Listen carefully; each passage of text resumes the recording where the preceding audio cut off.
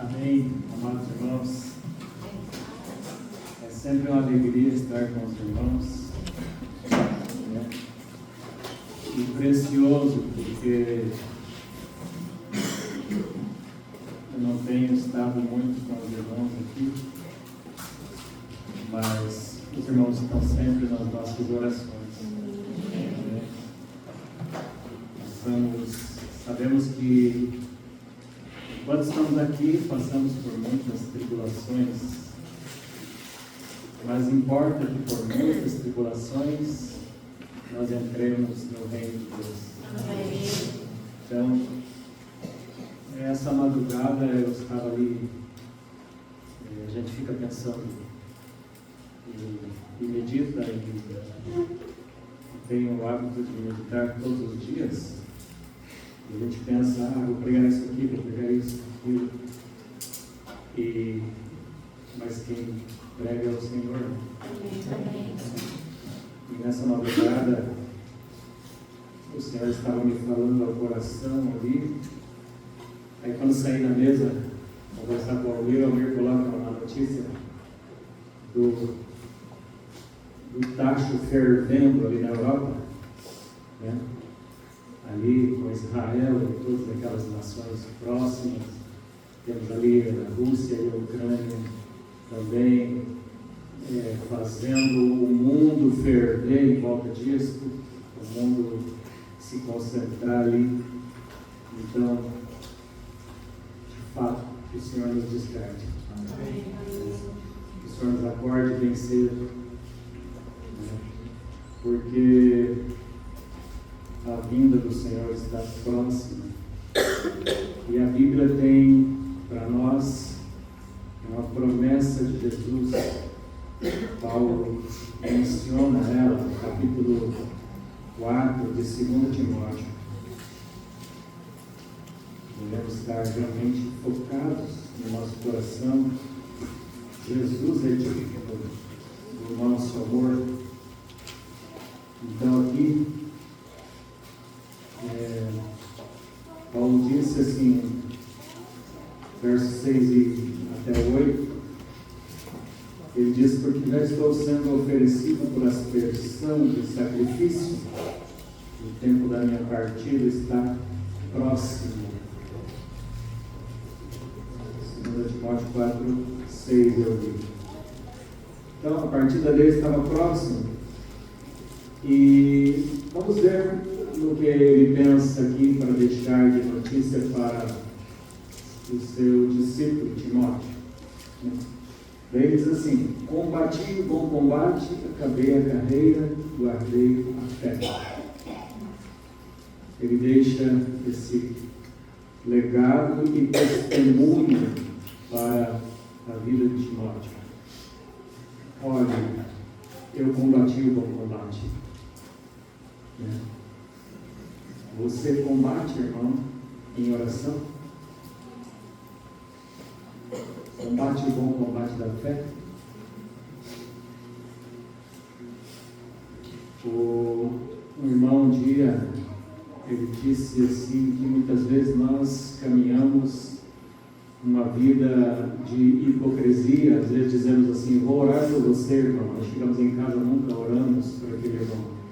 Então nós proferimos uma mentira, né? Nós devemos ser, o assunto que ele falava era falsidade e hipocrisia. Então nós devemos ser bem reais,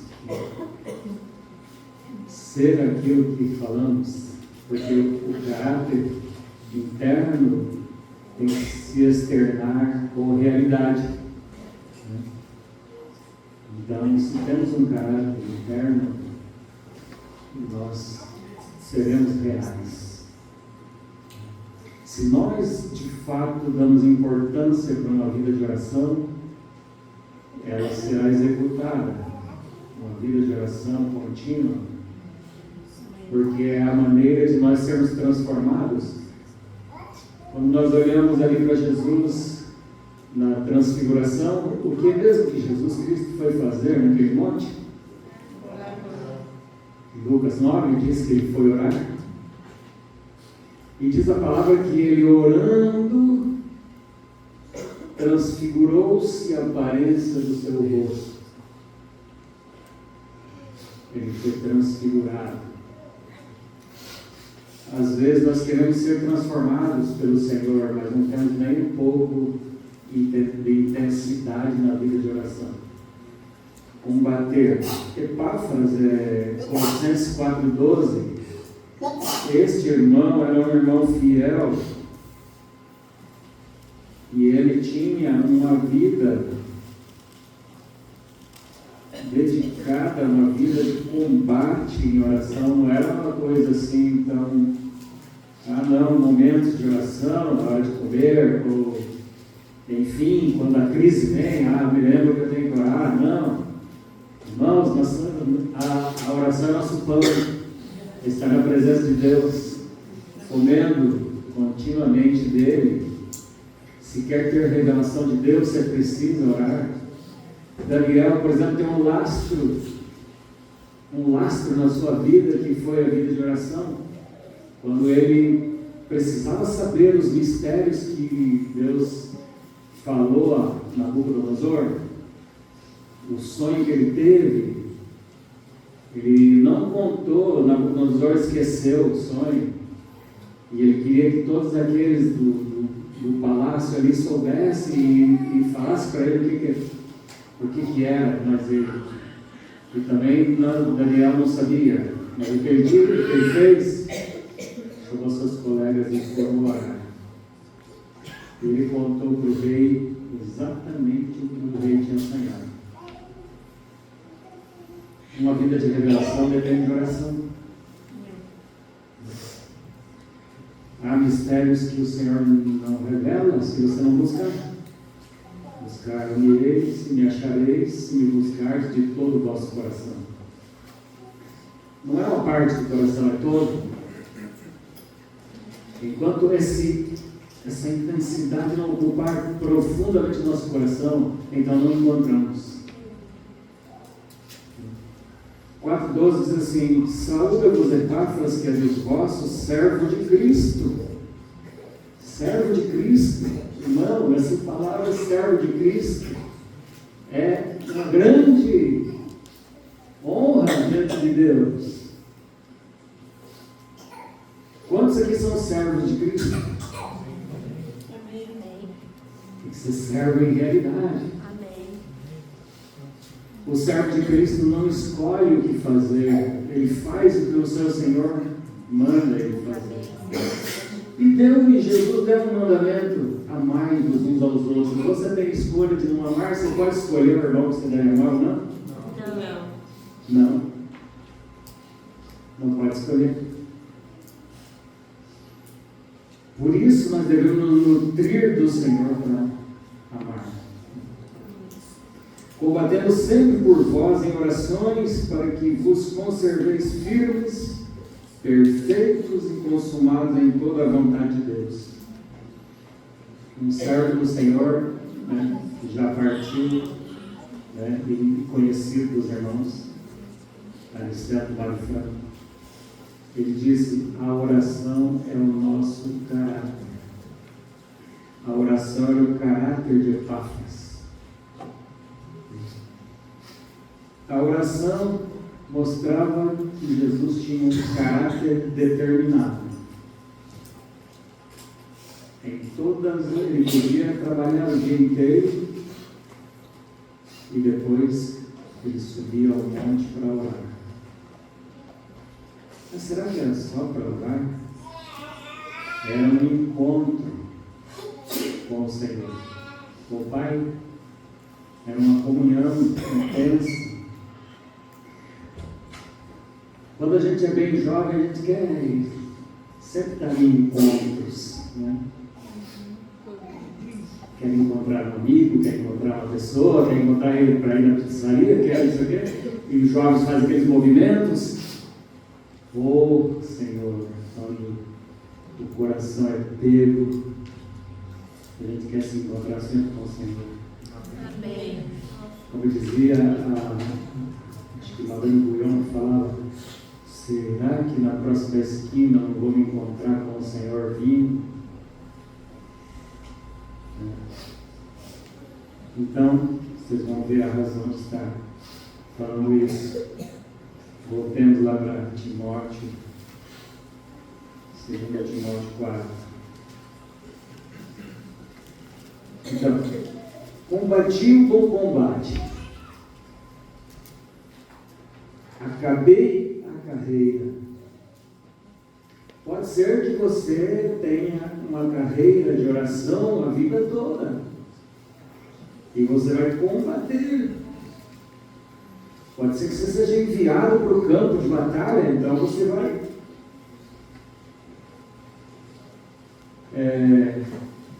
tem aqueles, a gente vendo a guerra, né, Almir? Existe aqueles, como é que é? A bateria antiaérea, né? A oração é como uma bateria antiaérea, né? Você está defendendo a igreja dos inimigos, você está combatendo, resistindo à força do mal que quer impedir o avanço do reino de Deus, né? Por isso Paulo falava assim: ore por mim para que a palavra seja liberada, né? Seja liberada. Depende da igreja que se deseja que a palavra seja liberada e avance. Nós olhamos a vida de oração em Atos, quando você pega o capítulo 6, diz que a palavra crescia. Você passa mais adiante, diz que ela se multiplicava. Mais um pouco adiante, diz que ela se divulgava. Quando chega no capítulo 19, diz que ela prevalecia. E como prevalecia? Diz que ele chegou em Éfeso, e ali, um lugar de feitiçaria, a palavra veio a Éfeso com poder, e as pessoas que tinham livros de magias e tudo mais, trouxeram na praça e queimaram, e era um montante de dinheiro alto, queimaram tudo aquilo, e não só isso, confessaram seus pecados. Confessaram os seus pecados. Quando há confissão de pecados, é porque a presença do Espírito Santo está ali. Ele convence do pecado, da justiça e do juízo. Eu penso que nos últimos dias, antes da volta do Senhor, não tem dúvida que o Senhor vai pregar arrependimento para o seu próprio povo.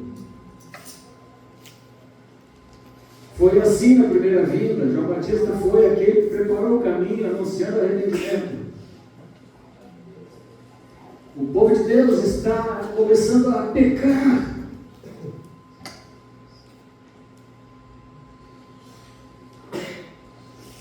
Temos visto como o povo do Senhor está começando a ficar obstinado, entrando pelo campo da carne. Precisamos do Senhor.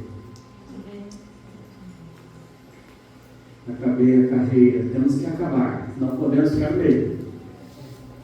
Irmão, você já recuou algum dia? Não podemos recuar, não temos mais. A ponte quebrou lá atrás. O rio é fundo. A ponte está quebrada. O povo, depois que saiu do Egito, passou o Mar Vermelho, não tinha como recuar. O Mar Vermelho, o Senhor abriu para passar. Mas Ele não abre para voltar.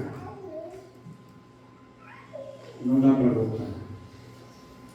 Ou é avançar, ou avançar. Amém? Amém. É avançar. E aí, para terminar a carreira, o povo chegou no meio do caminho, tinha um oásis, eles ficaram 21 dias naquele oásis, 3 semanas, e o Senhor disse: levanta o acampamento, estava muito bom, né? Todo mundo nadando naquela criançada, né? Imagina, nas piscinas. Maravilha, no deserto, uma piscina natural, 70 palmeiras. E aí, não é aqui a meta. Tem que avançar.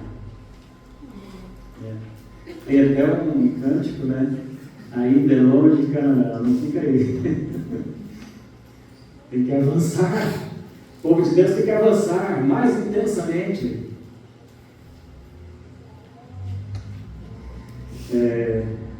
Esses dias eu estava vendo aqui na escritura de Neemias, ele colocou as pessoas com arcos, com flecha, com lanças.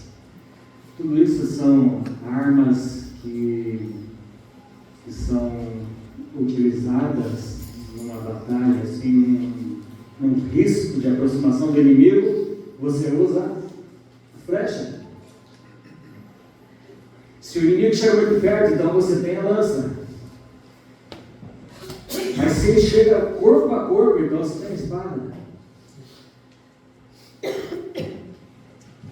Então Neemias colocou na mão deles lança, flecha, arco e espada. Graças a Deus, pelos irmãos que têm pregado a palavra aqui e posto a espada na mão de vocês para lutar, para derrotar o inimigo ao fio da espada. Josué venceu assim, ao fio da espada. Você lê o livro de Josué inteiro, você vai ver, e derrotou os inimigos ao fio da espada, e passou os inimigos ao fio da espada. Não podemos usar outra coisa senão a palavra do Senhor. Jesus naquela batalha do deserto, ali sendo tentado, o diabo veio e fala, olha, depois que ele estava com fome, ele disse, se tu és o Filho de Deus, transforma essas pedras em pães. Nós não vamos apresentar show para o diabo. Nós vamos apresentar a palavra, nem só de pão viverá o homem, mas de toda a palavra que sai da boca de Deus. Pronto, ele está resolvido. Nós não vivemos disso.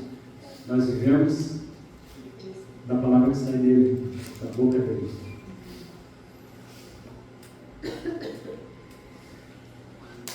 Precisamos da palavra de Deus para combater e completar nossa carreira.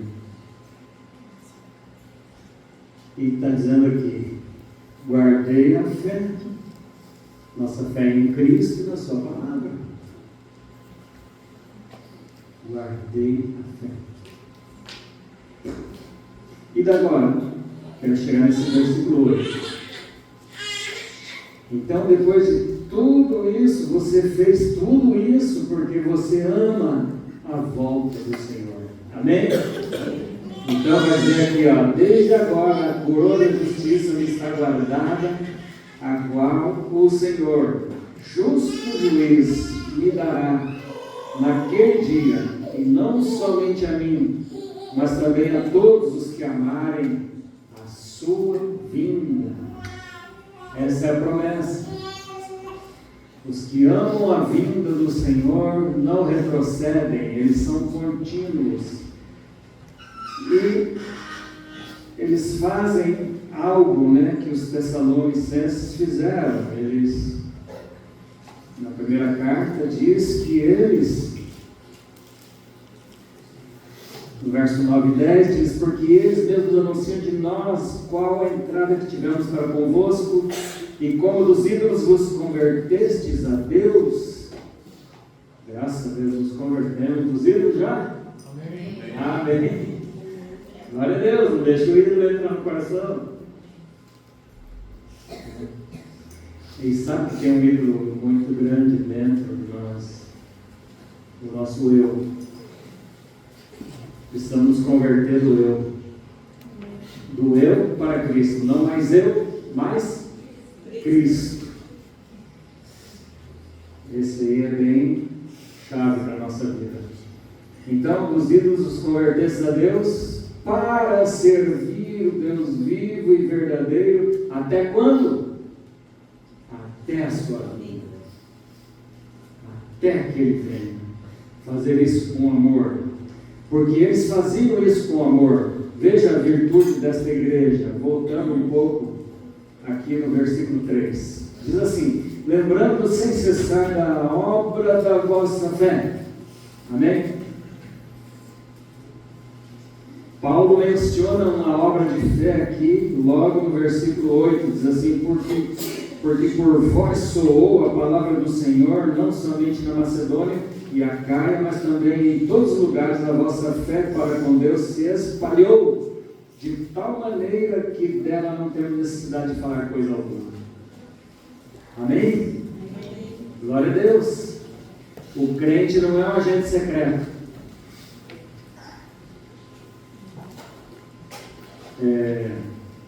Um dia alguém estava falando assim, estava falando sobre casais, né? Daí ele falava assim: o homem não pode ser caladão em casa. Ele tem que falar, porque a casa é edificada pela palavra. E muitos se calam, não usam a palavra para edificar a sua casa. Então, por isso que, para nós, se queremos edificar a igreja, temos que pregar a verdade. A igreja é a coluna e firmeza da verdade. Amém? Nós pregamos aquilo que cremos. Vamos considerar que você prega o reino de Deus, porque você crê que o reino de Deus virá. Amém? Amém. Pregamos. Nós pregamos a volta do Senhor porque cremos que Ele vai vir. Amém. Então é isso. Aí, voltando aqui mais algo que eles fizeram, no verso 3, do trabalho do amor e do trabalho do amor. Trabalho do amor. Você é preguiçoso nessa parte aí ou é diligente? Trabalho de amor.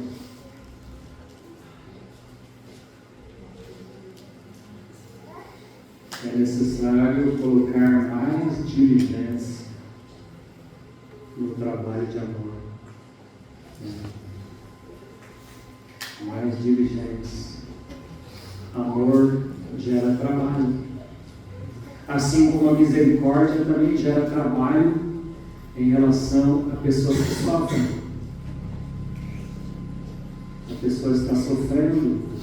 Então, aqueles que são misericordiosos têm uma ação prática na direção daquela pessoa. Às vezes a pessoa está sofrendo e nós podemos dizer assim: não, bom, ela semeou e está colhendo. Mas graças a Deus, Deus semeou misericórdia no meu coração, então eu posso socorrê-la, mesmo que ela não esteja sendo merecedora dessa ação. Assim como Deus agiu na nossa vida, se merecermos coisa alguma, Ele estendeu sua mão de misericórdia. Porque a misericórdia é exercitada exatamente para aqueles que são impotentes, aqueles que não têm condição, aqueles que de fato não têm condição boa nenhuma para te dar, nada de bom. Isso pode ser exercido a misericórdia. Eu vejo tantas mães, seus filhos estão às vezes lá no mundo e elas estão chorando e orando por eles. A mãe tem um coração cheio de misericórdia. A Bíblia diz: bem-aventurados os misericordiosos,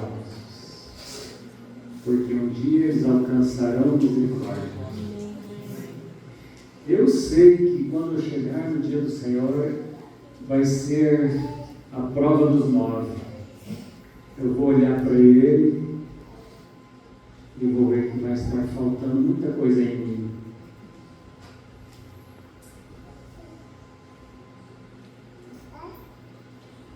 Paulo fala de um irmão dizendo assim: que ele alcance misericórdia no dia do Senhor. Eu vou precisar disso. Alcançar misericórdia no dia do Senhor. porque eu sei que tem muitas coisas que, se pudesse voltar alguns anos atrás na minha vida, mesmo como na vida pastoral, eu ia fazer tudo diferente.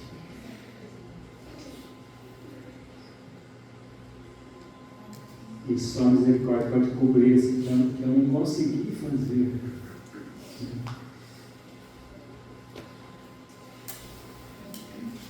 Então, creio que todos nós precisaremos semear misericórdia para ter um saldo no dia do Senhor. Amém? Glória a Deus. Mas só tem misericórdia quem é pobre de espírito. Essa é a virtude fundamental que vai agregar todas as outras virtudes para que possamos realmente agradar o Senhor. Trabalho de amor. E da paciência da esperança em nosso Senhor Jesus Cristo diante do nosso Deus e Pai. Paciência da esperança, irmãos. O Senhor me salvou já faz 46 anos. Eu estou esperando o Senhor até agora. Quantos anos você está esperando já? Quantos dias se passaram? Tem um homem, não sei de onde é que ele mora, se é aqui em São Paulo, se é em algum lugar aí. Ele era um crente, se apostatou e virou pode dizer-se ateu?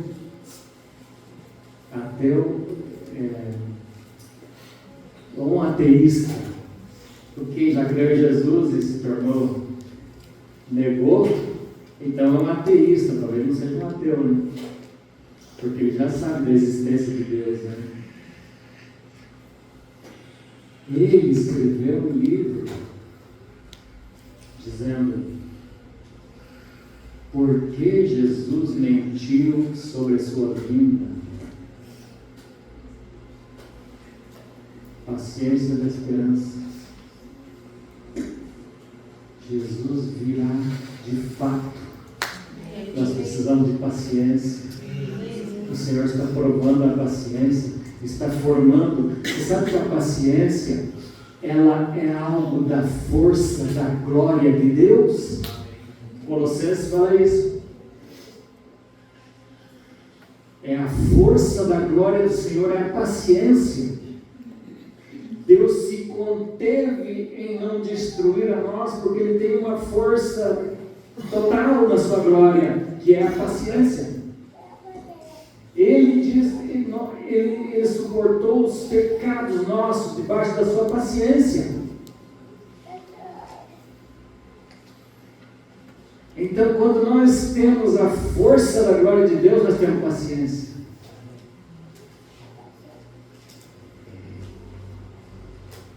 Vamos esperar. A tribulação está aumentando. As aflições diárias estão aumentando. Irmãos, então quanto mais paciência, mais tribulação vem, mais paciência nós alcançamos. Porém, a glória será bem maior. Aleluia. A glória será maior. Quando os irmãos chegando lá, a glória postreira será maior que a primeira. É a mesma glória, só que a última glória será maior do que aquela que se manifestou no começo.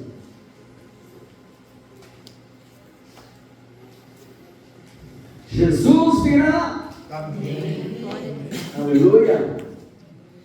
Nossa fé tem que arder por esta esperança. A paciência da esperança em nosso Senhor Jesus Cristo, diante de nosso Deus. E aqui, agora, indo para o verso 10, né, a virtude deles aqui, dos ídolos, converter-se a Deus para servir o Deus vivo e verdadeiro. Verso 9 aí de 1 Tessalonicenses 1. O verso 10 diz assim: e esperar. Você tem paciência para esperar? Quantos jovens esperam? 1 ano, 2 anos, 3 anos, 4 anos, o quinto ano? Que nada, isso que estão pregando aí, Jesus não vai voltar tão já. Deixa eu dar uma idazinha ali, eu já volto. Eu vou lá fora, caso daí eu volto. E aconteceu com muitos jovens, eles poderiam estar surpreendidos. Uma menina lá em Curitiba, que pena.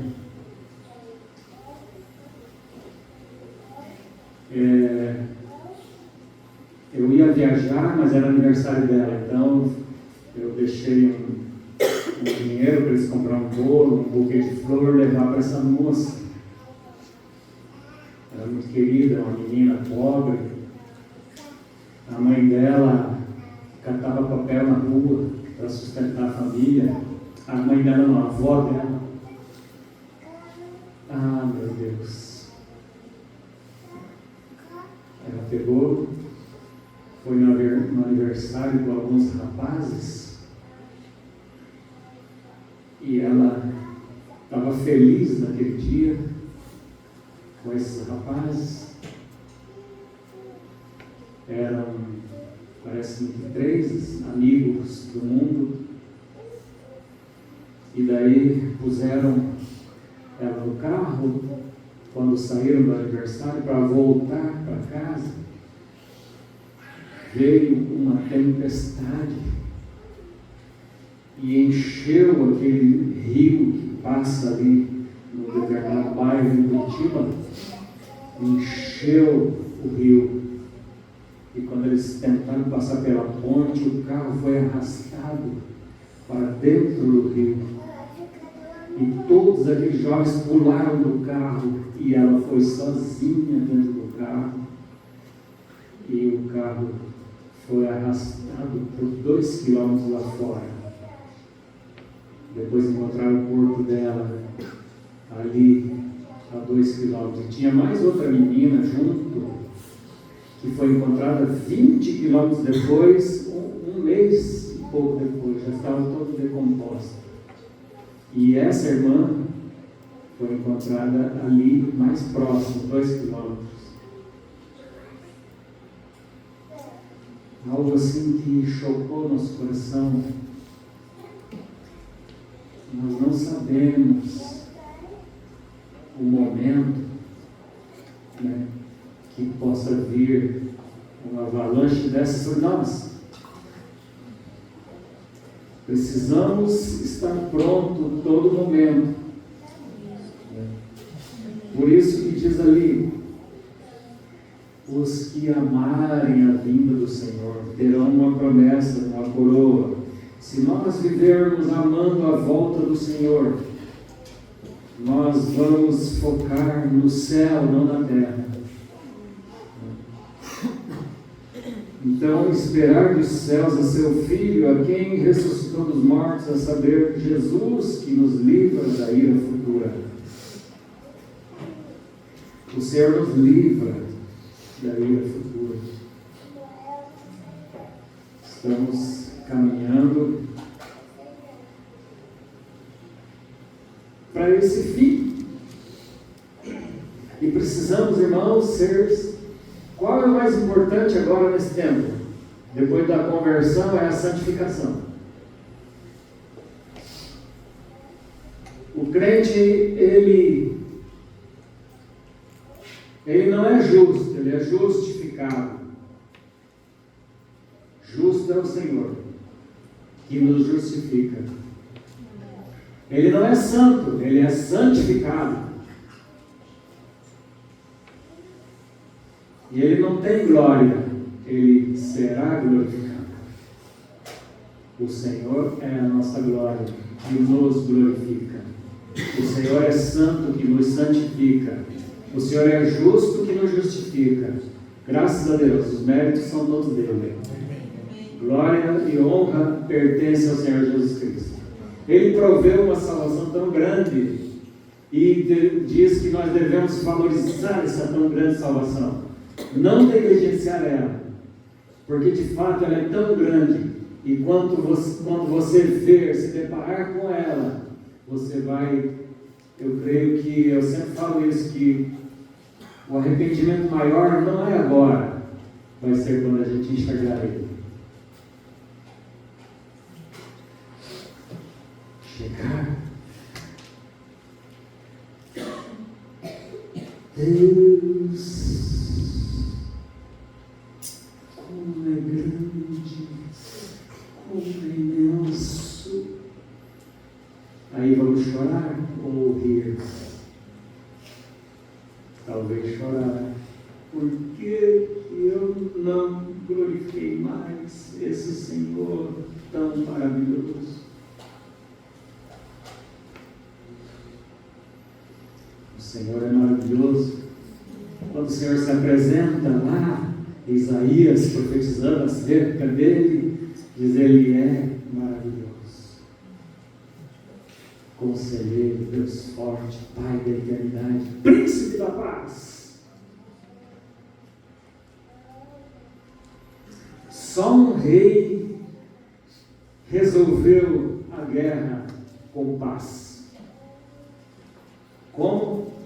Com o seu sacrifício na cruz. O castigo que nos traz a paz.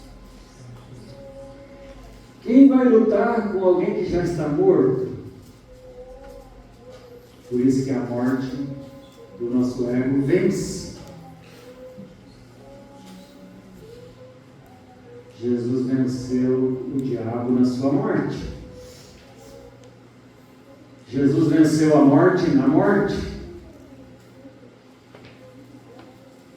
É o caminho que ele deixou para nós. Quer vencer? Não ame sua vida até a morte. Vamos aguardar a volta do Senhor. Aqui, o importante para esperar a volta do Senhor está aqui em 1 Tessalonicenses, capítulo 5. Texto bem conhecido. Diz assim, vou ler o verso 22 e 23. Diz assim: abstende-vos de toda aparência do mal. Aparência do mal. Você vê dois jovens se beijando, a aparência que dão que eles são casados. Verdade? Dois solteiros se beijando na rua, você pensa, nós que temos os olhos puros, olhamos, eles são casados.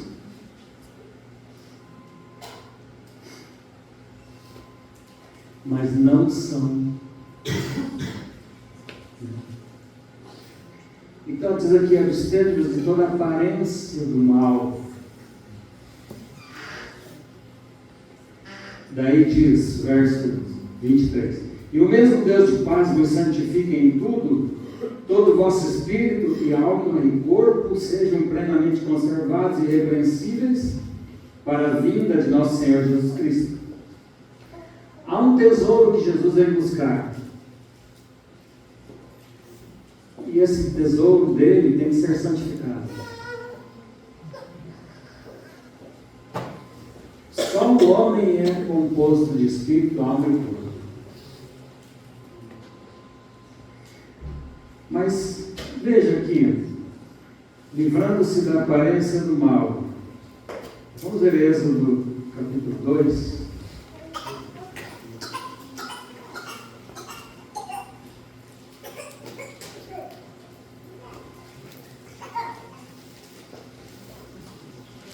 Êxodo 2.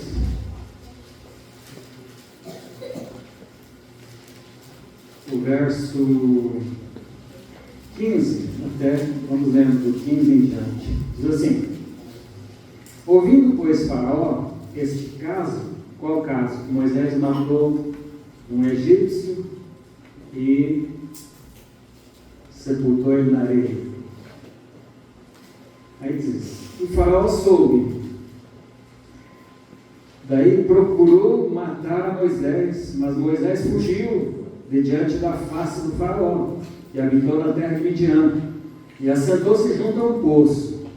E o sacerdote de Midian tinha 7 filhas, as quais vieram a tirar água e encheram as pias para dar de beber o rebanho de seu pai. Então vieram os pastores e lançaram-nos dali. Moisés, porém, levantou-se e defendeu-as e abeberou-lhes o rebanho. E vindo elas a Reuel, seu pai, ele disse: por que retornastes hoje tão depressa? Elas disseram: um homem egípcio nos livrou da mão dos pastores e também nos tirou água em abundância e abeberou o rebanho. Um homem egípcio. Moisés estava com uma aparência de egípcio. Às vezes, muitos crentes têm a aparência do mundo, mas eles são crentes.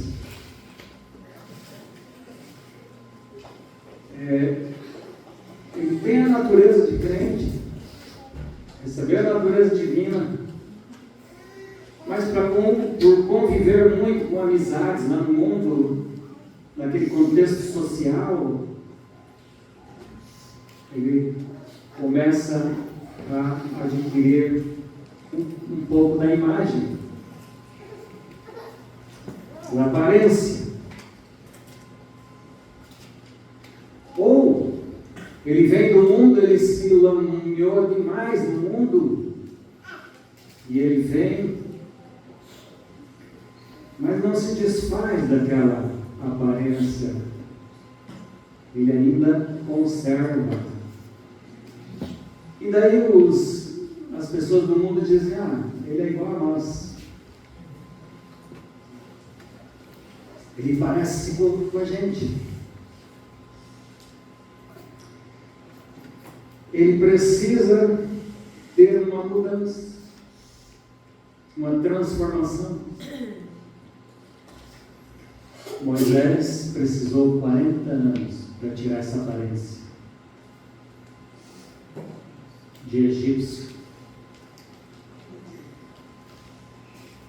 39 anos, 29 dias, 11 meses e 29 dias. Não estava completa a obra, era 40 anos, amém? 40 anos para remover aquela aparência de egípcio. Ele era um homem de Deus, nascido ali com o povo da promessa, mas estava com aquela aparência. Abstendo-nos de toda aparência do mal. Se o interior for limpo, Jesus disse, o exterior também vai ser. Amém? Amém. Vai ser limpo. Limpa então primeiro o interior do copo,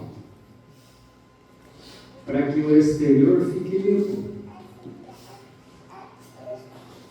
O Senhor Jesus mostrou isso. Precisamos ter um interior limpo, preparado para a volta do Senhor. Se o espírito está limpo, se a alma está limpa, o corpo também estará limpo. Amém?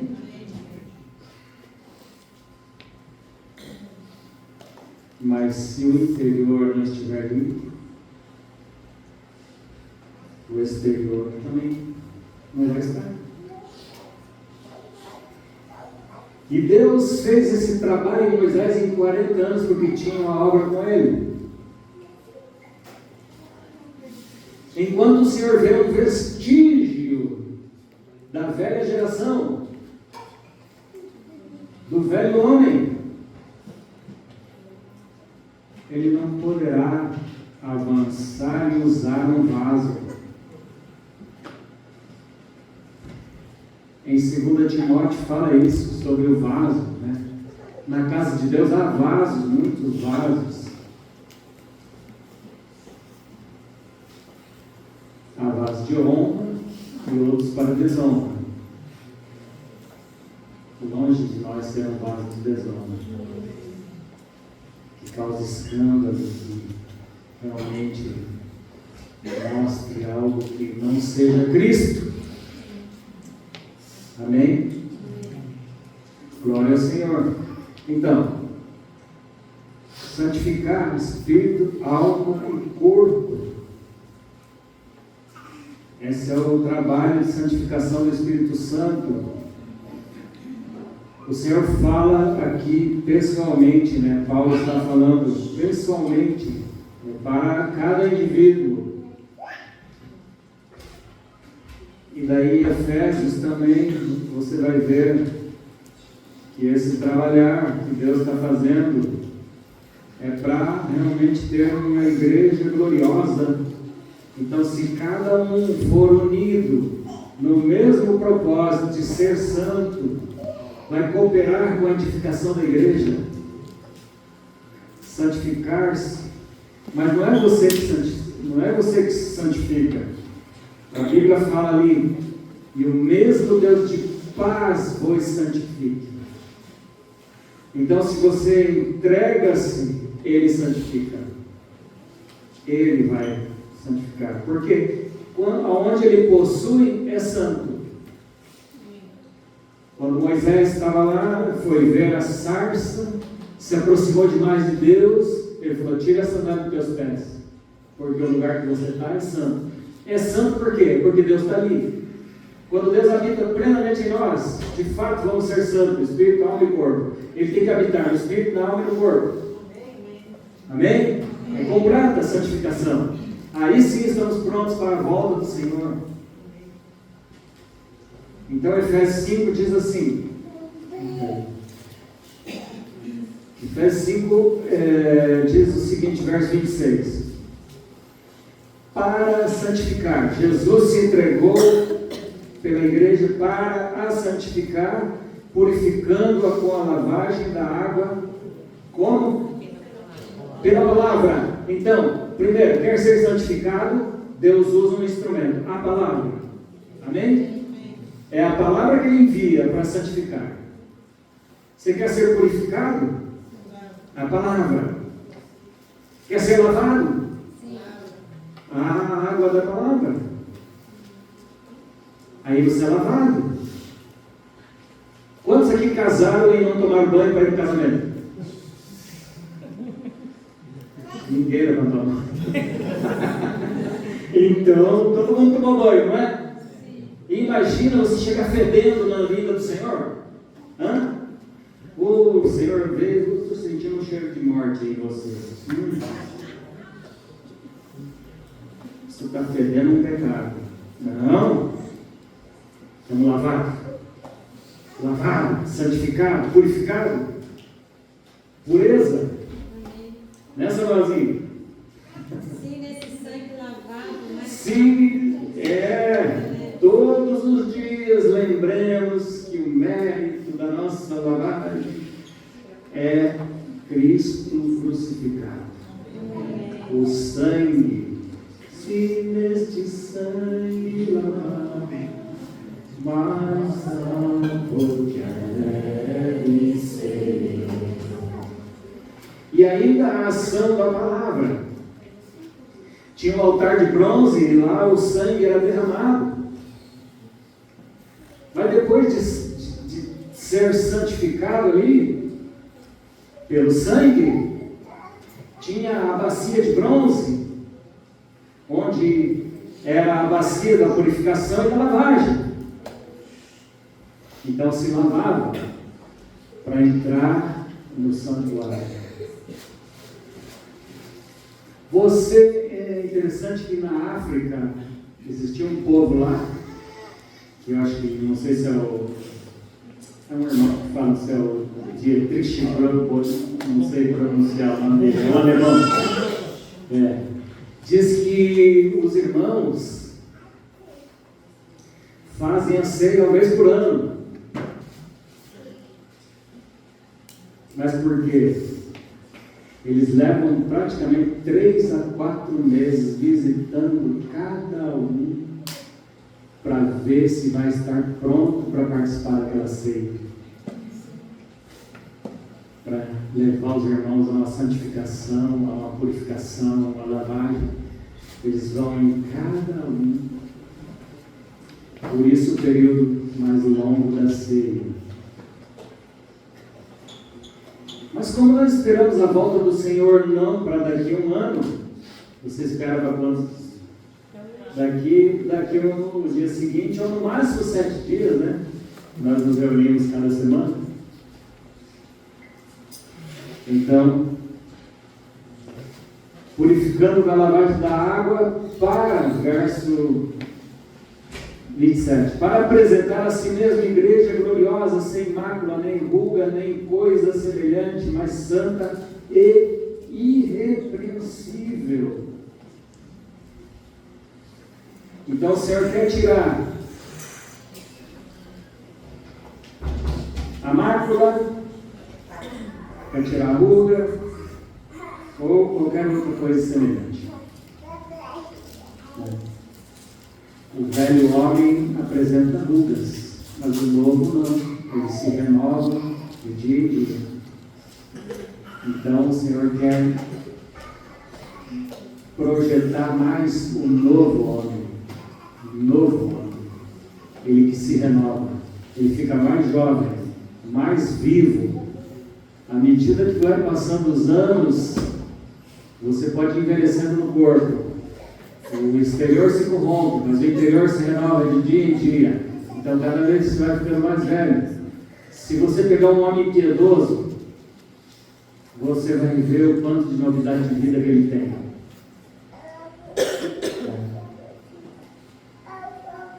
Ele tem mais profundeza no Senhor. Sabe, irmão, quando o Senhor lá em Jeremias 18, eu nem vou ler o texto, Jeremias 18, o Senhor manda Jeremias ir na casa do oleiro. Ali, ele vai lá, obedece o Senhor, vai na olaria e vê o oleiro com aquele vaso na roda, moldeando aquele vaso, porque vai precisar rodar, né? E está rodando aquele vaso. E de repente o vaso cai, despedaça todo. E às vezes nós somos assim insensíveis para Deus, somos duros, aí somos quebrados. Aí diz que o oleiro pega de novo, põe na roda, faz de novo o vaso. Na nossa versão não tem essa palavra que eu vou dizer, mas na versão Reina Valera tem. Diz que aprove ao oleiro fazer um vaso melhor. Por isso quebrou. E ele disse: porventura não posso fazer assim com a casa de Israel? Irmão, quando você for quebrado, saiba que depois ele quer fazer uma coisa melhor. E por isso que ele quer o quebrantamento. O quebrantamento sempre é melhor. De uma forma ou de outra, o Senhor vai nos levar para alcançar algo melhor dele mesmo. Também considere assim um diamante, por exemplo. Você encontra um diamante in natura, vamos supor, você pega meio quilo de diamante, uma pedra de meio quilo, por exemplo.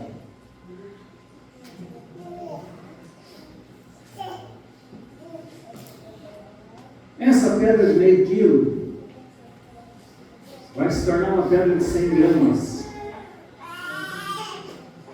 E vale mais do que a meio quilo. Quando o Senhor te diminuir mais, você vai valer mais. A pedra preciosa, ela também, então, veja o processo do diamante.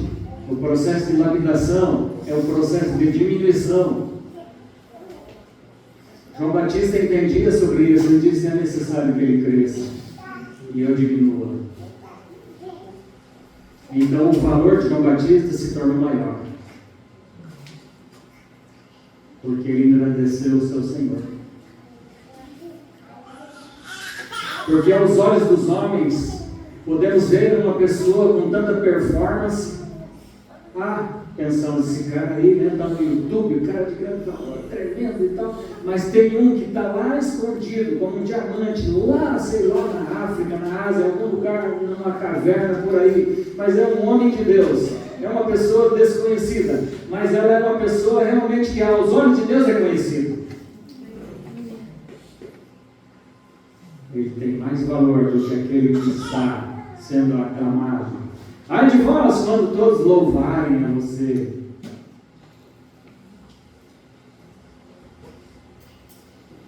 Elias, nós nem sabemos como que ele surgiu no contexto profético, mas era um homem que estava lá como aquele diamante sendo trabalhado. A iniquidade do povo consumia ele. Ele disse que eu tenho extremo sede. Tinha mesmo. Um ser extremo. Estava sofrendo. Chorando por seu povo. Até que Deus falou: você está chorando? Eu vou te enviar para pregar esse povo. Você que tem zelo, é você mesmo que eu quero. Venha.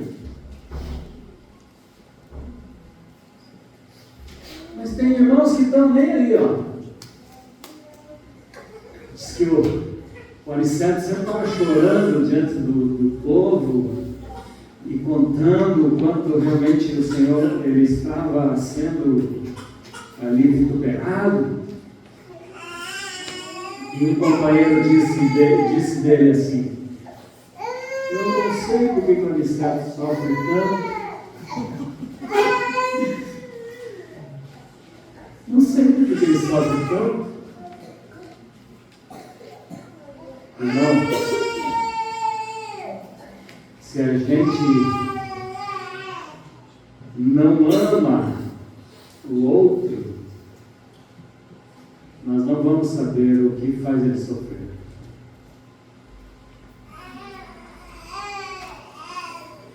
Precisamos ter comunhão uns com os outros. E daí diz a Bíblia: o sangue, veja, a misericórdia de Deus vem sobre nós, quando nós amamos uns aos outros, temos comunhão uns com os outros. Diz assim: e o sangue de Jesus Cristo, seu Filho, nos purifica de todo pecado.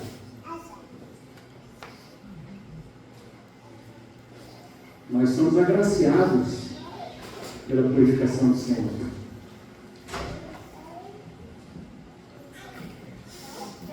E também, a pedra preciosa tem um processo também. Então, se aqueles que fogem do processo pensam que vão alcançar alguma coisa, pelo contrário, eles ficarão no estágio que estão ali in natura. Eu pergunto assim: se a gente pega esse diamante in natura e for levar para a rainha, pendurar ela na sua orelha, ou pendurar no seu pescoço, ela vai aceitar? Hein, amigo? Não vai, né? Tem que ser um diamante lapidado. Aí sim, vai ornar com a beleza que ela tem. Pode ser até menorzinho. Pode ser? Até menorzinho. Sim. Um diamantinho. Aqueles que são bem pequenininhos significa que foram mais trabalhados por Deus. Por isso que Deus quer nos fazer pobres de espírito, bem-aventurados, pobres de espírito, porque deles é o reino dos céus. É isso que Deus quer. Então, deixe Deus acelerar o processo, processar você, deixar você bem pequenininho. que Ele seja tudo em todos. Quero aqui encerrar com uma escritura de Marcos, né? Então, se você me permitir que Deus te santifique, Ele vai te diminuir, Ele vai te processar, Ele vai te quebrar, até que você glorifique Ele.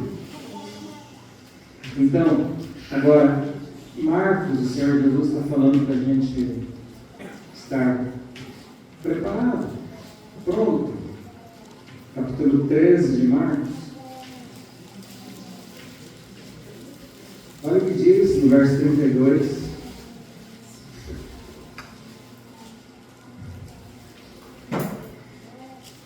Mas daquele dia, vamos ler o 31, que diz assim: passará o céu e a terra, mas as minhas palavras não passarão. Ó, Jesus está falando da sua vinda. Pode passar o céu e a terra, mas vai se cumprir a vinda do Senhor. Amém? Ele virá. E também isso é confirmado em Atos capítulo 1. A este Jesus, a quem, que vocês viram ele subindo. Assim como ele foi, assim ele voltará. Jesus está glorificado. Quando ele subiu ressurreto, ele foi glorificado. E agora ele virá em glória para ser glorificado aqui na terra. Amém? Aqui será reconhecido como rei. Estabelecerá seu reino por 1000 anos. E depois, tudo vai acabar no fim desse reino. Virá um reino eterno, novos céus e nova terra, em que habita a justiça. De fato, o Cordeiro é digno desse reino eterno. Tudo foi feito nele, por ele, para ele. Então, ele será de fato aquele que governará todo esse universo. Já está governando. Todo o poder lhe foi dado no céu e na terra, ele falou. Mas aqui na terra ele não foi reconhecido. Ele virá para ser reconhecido. O reino de Deus será realmente manifesto. E todo joelho vai se dobrar, toda língua vai confessar que Jesus Cristo é o Senhor, para a glória de Deus Pai. Amém? Então daí ele fala que vai cumprir essa palavra. Daí no verso 32 diz assim: mas daquele dia e hora ninguém sabe, nem os anjos que estão no céu, nem o Filho, senão o Pai. Nem os anjos sabem o dia da volta do Senhor. Os anjos não. Veja, há mistérios que o Senhor não compartilha com os anjos. E quanto à volta do Senhor, ele não disse a nenhum anjo. De repente um anjo vem te cochichar no ouvido. Então o Senhor não. Ele é. Oi? Nem o filho, né? Mas talvez hoje ele saiba, né? Ele já está na glória. Nesse tempo ele não estava lá. Então, ele não sabia disso. Mas agora o conselho do Pai, como é a eternidade, o pensamento de um é o pensamento de outro. Não tem como. Não tem, eles são um. Não tem como não saber. Mas é o fato de que a criação não sabe. Mas a divindade sabe. Então diz assim: olhai, vigiai e orai, porque não sabeis quando chegará o tempo. É como se um homem partindo para fora da terra deixasse a sua casa e desse autoridade a seus servos e a cada um a sua obra e mandasse ao porteiro que vigiasse. Vigiai, pois, porque não sabeis quando virá o Senhor da casa, se à tarde, se à meia-noite, se ao cantar do galo, se pela manhã, para que, vindo de improviso, não vos ache dormindo. E as coisas que vos digo-as a todos, vigiai. Em Lucas 12, Pedro pergunta, você fala para todos, ou para nós ou para todos? Lá, Jesus separou e falou para eles, né? Lucas 12. Porque ele estava falando do serviço deles na casa de Deus. Aqui o Senhor Jesus fez claramente a colocação. Eu digo isso a todos. Vigiai. Amém? É uma advertência, uma chamada para todos à vigilância. Amém? Senhor, te damos graças. Tu és maravilhoso. Senhor, que não duvidemos da tua vinda. Guarda nosso coração, Senhor, da dúvida, que mantenhamos a fé para completar nossa carreira, Senhor, e chegar com êxito no final, ali recebendo aquela coroa da justiça, ó Senhor, para que, por ter amado a tua vinda, Senhor, não importa quanto demorar o Senhor, queremos que o Senhor enche nosso coração de amor, Senhor, por ti, Senhor, que o coração de todo o teu povo venha ser cativados por esse amor que um dia nos redimiu. Ó Senhor, estamos esperando a Ti, Senhor. Vem, Senhor Jesus. Em nome de Jesus Cristo, Pai, nós queremos que o Senhor envie Teu Filho mais breve, Senhor, para glorificar o Teu próprio nome, Senhor. Bendito seja o Senhor, Pai. Guarde nosso coração vigilante, Senhor. Desperta-nos cada manhã, Senhor, para ouvir a Tua voz, Pai. Em todo o tempo, Senhor, queremos estar ouvindo o que Tu diz. Ó Pai, obrigado, Senhor, por esse momento, em nome de Jesus.